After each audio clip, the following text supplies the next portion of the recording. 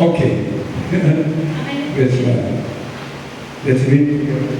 As I began to speak, the Holy Spirit came on them as He had come on us at the beginning. And I remember what the Lord had said, John baptized with the water, but you will baptize with the Holy Spirit. Amen. Peter said, the Holy Spirit came on them as He had come on us at the beginning of the Pentecost. Na-mention dyan ni Peter na ang Holy Spirit ay bumaba katulad ng nangyari noon sa Pentecost. Amen. Peter said, receiving Holy Spirit